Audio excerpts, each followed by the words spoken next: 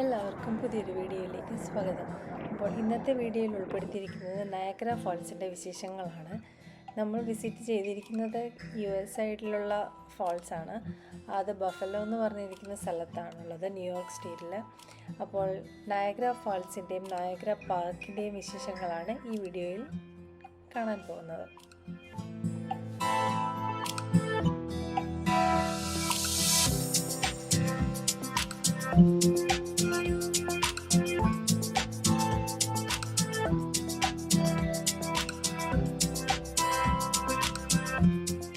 അപ്പോൾ നമ്മൾ ഇവിടെ നിന്നാണ് സ്റ്റാർട്ട് ചെയ്യുന്നത്. നമ്മൾ സ്റ്റേ ചെയ്തിരുന്നത് ഇവിടെയാണ്, Airbnb.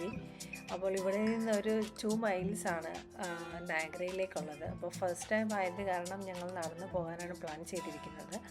അപ്പോൾ വീടെന്ന് പറയുന്നത് ഒരു അടിപൊളി ഒരു വീടായിരുന്നു. ഇവിടെ ഒരു ബെഡ്റൂമും പിന്നെ നമുക്ക് കിച്ചണും ഡൈനിങ് റൂം ഷെയർ ചെയ്യാനുള്ള ഓപ്ഷൻ ഉണ്ടായിരുന്നു. അപ്പോൾ നമ്മൾ രാവിലെ ഒരു 9:30 കഴിഞ്ഞപ്പോഴേക്കും ഇവിടെ നിന്ന് ഇറങ്ങിയിട്ടുണ്ടായിരുന്നു. കാരണം നടന്നു പോവുകയായത് കാരണം കുറച്ച് സമയമെടുക്കും. ബിക്കോസ് നമ്മൾ ഫസ്റ്റ് ടൈം ആയത് കാരണം കുറച്ചുകൂടി കാര്യങ്ങൾ കാണാൻ വേണ്ടിയിട്ടാണ് നടന്നു പോകാമെന്ന് വിചാരിച്ചത്. അപ്പോൾ പോകുന്ന വഴിയിൽ നമ്മൾ കാണുമ്പോൾ ഈ വീടുകളൊക്കെ തന്നെ കണ്ടാൽ മനസ്സിലാവും, നമ്മൾക്ക് കുറച്ച് പഴമ തോന്നിക്കുന്ന തരത്തിലാണ്. ഒരുപാട് സൈലൻ്റായിട്ടുള്ളൊരു സ്ഥലമായിട്ട് തോന്നി, ഒട്ടും ബഹളങ്ങളില്ല. അപ്പോൾ അങ്ങനെ അതുകൂടാതെ തന്നെ നമ്മൾക്ക് ഒരുപാട് പച്ചപ്പ് കാണാൻ സാധിക്കും. കാരണം നമ്മൾക്ക് പല സ്ഥലങ്ങൾ കാണുമ്പോഴും കേരളത്തിൻ്റെ കുറച്ച് സാമ്യമുള്ളതായിട്ട് തോന്നുന്നുണ്ട്. അപ്പം നടന്നു പോയത് കാരണം ഒരുപാട് കാര്യങ്ങൾ കാണാൻ പറ്റിയിട്ടുണ്ടായിരുന്നു. കാരണം അതിൻ്റെ ഉള്ളടകളിൽ കൂടെയാണ്, ചെറിയ വഴികളിൽ കൂടെയാണ് പോയിട്ടുണ്ടായിരുന്നത്. അപ്പം ഞങ്ങളിങ്ങനെ പോകുന്ന വഴിക്ക് കണ്ട ഒരു പള്ളിയാണത്. അപ്പോൾ ഒരു 20 minutes എടുത്തു. അപ്പം ഇതിൻ്റെ ഒരു എൻട്രൻസ് ആണ് ഇത്.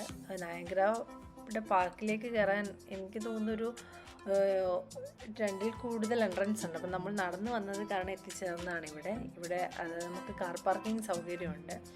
അപ്പോൾ ഇവിടെ നിന്നിട്ട് നമ്മൾക്ക് പാർക്ക് ഫുൾ ചുറ്റി കാണാൻ വേണ്ടിയിട്ട് ഷട്ടിൽ പ്രൊവൈഡ് ചെയ്യുന്നുണ്ട്. അപ്പോൾ നമ്മൾക്ക് ടിക്കറ്റ് എടുത്തു കഴിഞ്ഞാൽ ആ ഷട്ടിലിൽ കയറി നമ്മൾക്ക് നയാഗ്ര ഫാൾസ് നയാഗ്ര പാർക്ക് മുഴുവനായിട്ട് നമുക്ക് കാണാൻ പറ്റും.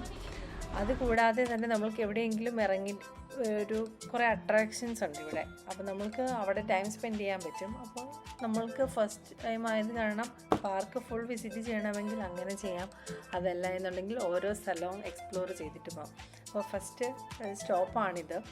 അപ്പോൾ ഞങ്ങൾ വിചാരിച്ചത് ആദ്യം നയാഗ്ര പാർക്ക് ഫുൾ ചുറ്റിക്കറങ്ങി കാണാമെന്ന് വിചാരിച്ചു. അത് കാരണം ഞങ്ങൾ ഇറങ്ങിയില്ല.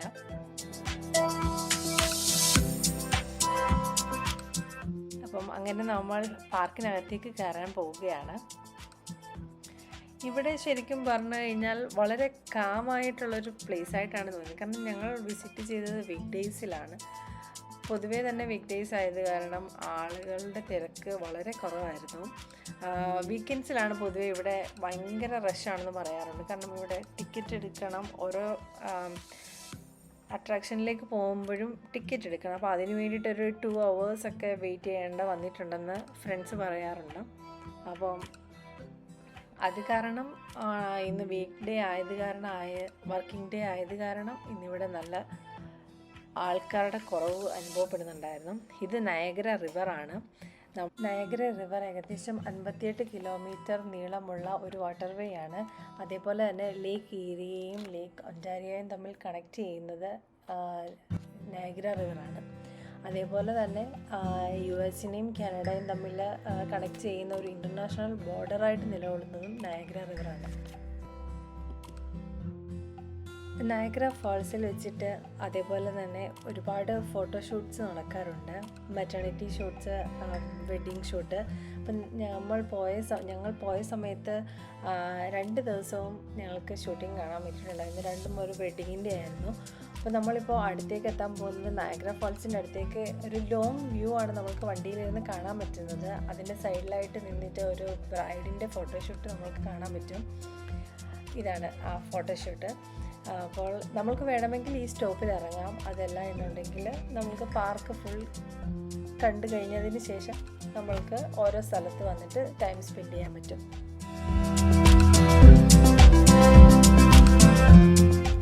ഇതാണ് നയഗ്ര സ്റ്റേറ്റ് പാർക്കിൻ്റെ മെയിൻ എൻട്രൻസ്. നമ്മൾ നടന്നു വന്നത് കാരണം അതിൽ വേറെ എൻട്രൻസ് ആണ് കാണിച്ചത്. അത് കാരണമാണ് തുടക്കത്തിൽ നമ്മൾ ആ വഴിയിലെത്തിയത്. അപ്പോൾ ശരിക്കും നയഗ്ര സ്റ്റേറ്റ് പാർക്കിൻ്റെ ഉള്ളിലേക്ക് കയറുന്നത് ഈ എൻട്രൻസ് വഴിയാണ്.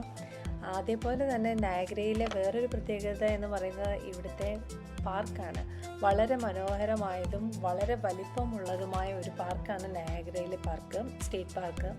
ഏകദേശം 400 ഏക്കേഴ്സാണ് സ്റ്റേറ്റ് പാർക്കിൻ്റെ വലിപ്പം വരുന്നത്. അതേപോലെ തന്നെ US-ലെ തന്നെ ഏറ്റവും ഓൾഡസ്റ്റ് ആയിട്ടുള്ള സ്റ്റേറ്റ് പാർക്കാണ് നയഗ്ര സ്റ്റേറ്റ് പാർക്ക്. പക്ഷേ അതിനെ ഇത്രയും പഴയതാണെങ്കിൽ പോലും അവരതിനെ മെയിൻറ്റെയിൻ ചെയ്യുന്നത് ഭയങ്കര മനോഹരമായിട്ടാണ്. നമ്മൾ പല വീഡിയോകളിലും കാണാറുള്ളത് പോലെ തന്നെ നയഗ്രയിലെ പാർക്ക് എന്ന് പറഞ്ഞാൽ വളരെ വലിയൊരു പാർക്കാണ്.